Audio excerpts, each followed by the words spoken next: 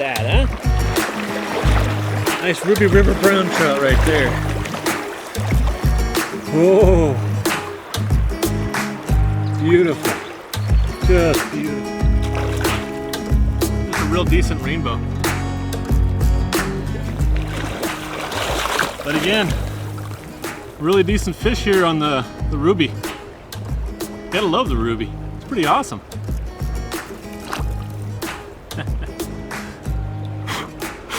Lots of horseflies out here though. Funny, the horseflies, they don't seem to bother you as much until you get a fish on the line. Then they're all over you. Had a horsefly bite the back of my neck right while I was trying to video that fella. Oh my God, with these horseflies.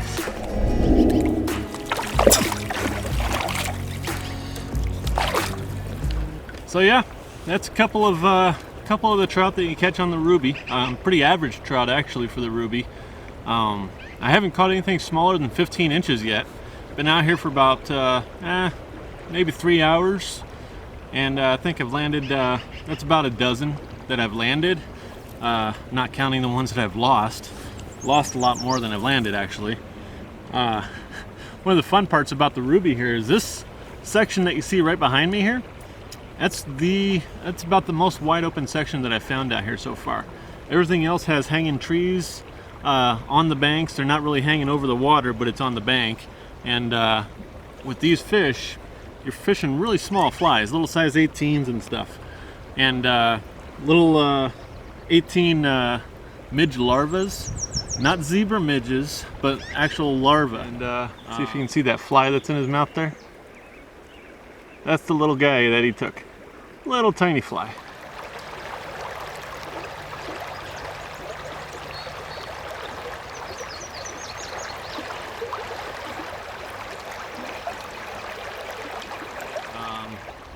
Size 18 is working really good. Have a wide gape hook. That's one thing I found out for these guys for sure. When they touch that fly, they know right away if it's real or not. So the hits are really quick and short. They don't really give you time to set the hook. So if you have a wider gaped hook, then they get more of it in their mouth when they do test it, and you're more likely to get hookups, which is exactly what's been working for me. Hardly getting any hookups with the smaller hooks with the smaller gaps. So that's a good tip for the Ruby River right here, because they hit so quick and they release it so quickly that you need a wider gapped hook to set it better. So there's one good tip for you. And this is my first day on the Ruby too, so I didn't really know what to expect here. I didn't all the fishing reports that I read, they talked about using all kinds of other flies. I haven't even tried one yet because my little guys are working so damn good. There's no reason for me to switch. I really doubt that those big flies that are in the fishing reports actually work. There's a lot of misleading information that I've been finding on fishing reports and other people telling you and stuff like that. It just seems to be kind of a normal occurrence out here in Montana. A lot of misleading information. So my only recommendation is bring most of your fly boxes with you, if not all of them. I bring pretty much all of them. I only left 2 fly boxes at home, and those are my streamer patterns and my egg patterns. I left those ones at home because I don't want to use them here. I knew they weren't the flies to use here anyway, so I got to leave those ones at home. But just get on the river, pick up the rocks. That's how I figured out to use the midge larva. I assumed it right away before I even picked up any rocks, but it was good to confirm it, and then started getting hit after hit and fish after fish. So it's a lot of fun. These fish fight really hard. Even the smaller 15 to 16 inches, boy, they fight really, really good. It's a lot of fun. You got to come out and try it. So some more information about the Ruby coming up after this.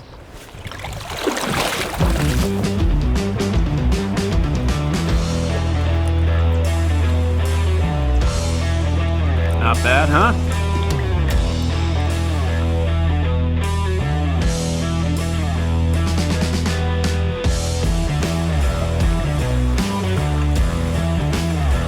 Woo. Wow, he's a monster. Look at him. Oh, Yeah! Can't beat that, man. You can't beat that. Ruby River does it again. You gotta love it. He's up you. Lots of fun. Wiggle that tail. Yeah.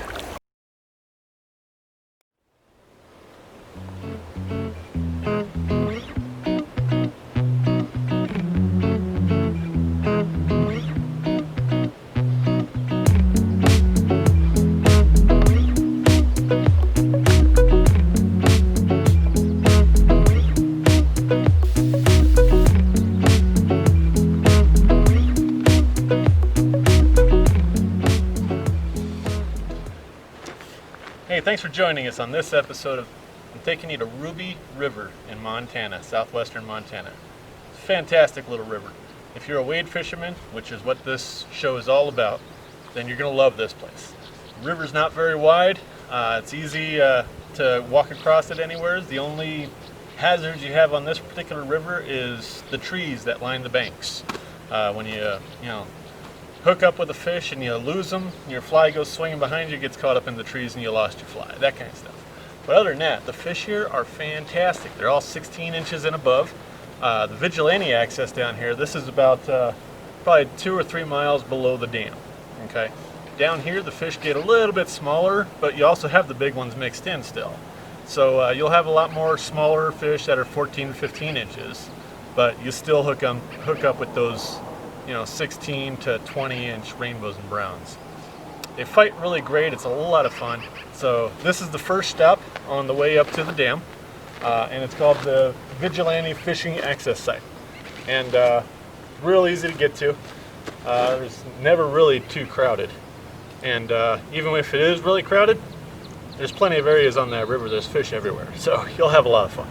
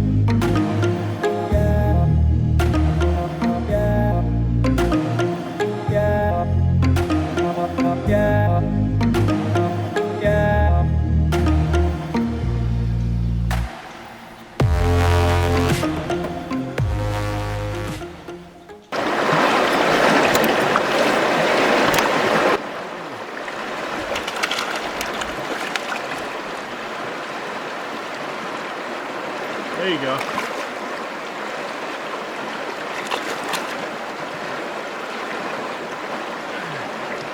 That's an average trout for the lower portion of the river by Vigilante access. Still about 15 inches, but a little bit skinnier down here.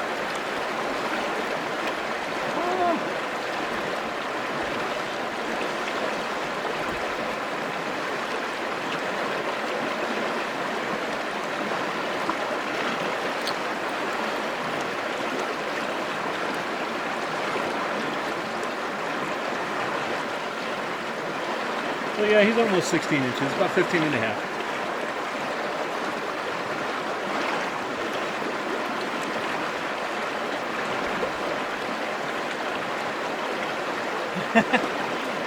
My fly was in the water while I was letting him go, and another one grabbed it while it was in there. Still had that one in my hand.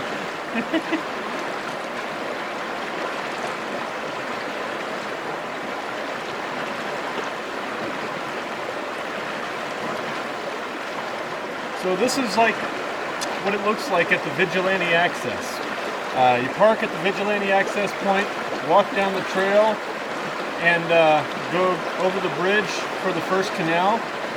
Take a left following what looks like an old dirt road kind of, and it's only about 100 yards and you're here.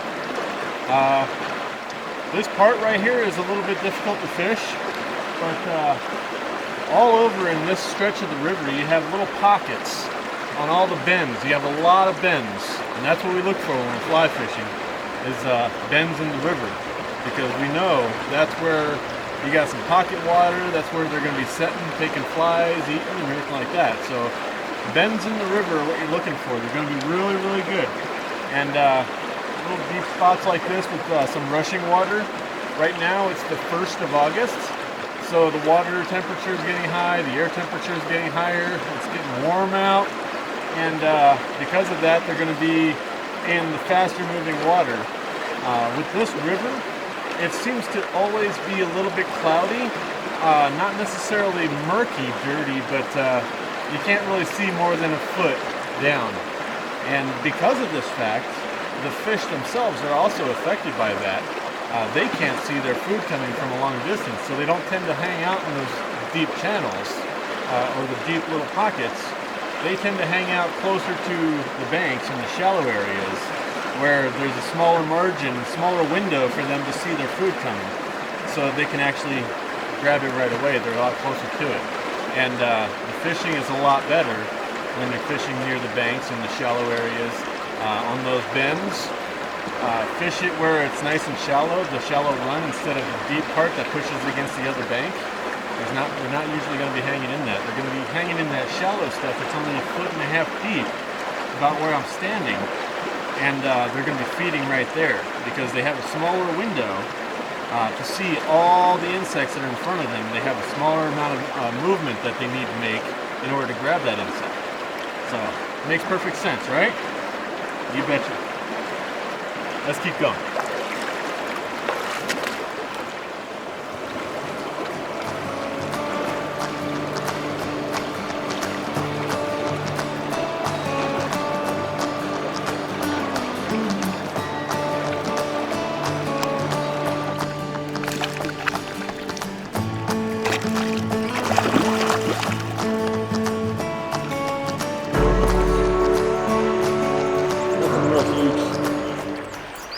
Oh boy, there you go, 19 inches.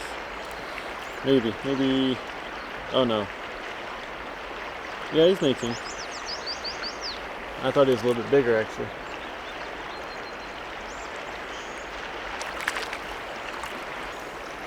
Let's show the kind of fly that he's eating there. Can you see that?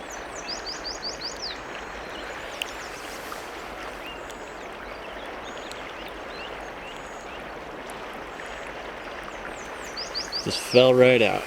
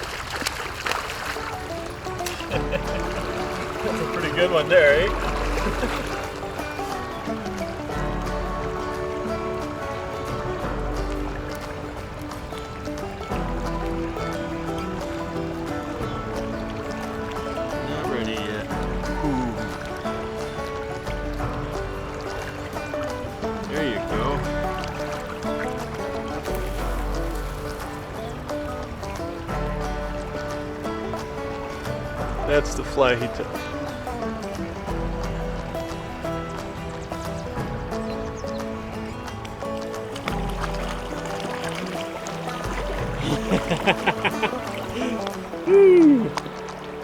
Oh wow, he reaches what? 21 inches. 21. Oh man, what a fish. What a fish right there, man. This is on the Ruby River.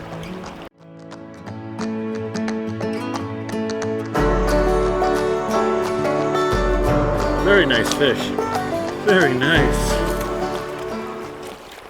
Very nice fish, eh? Look at this kid.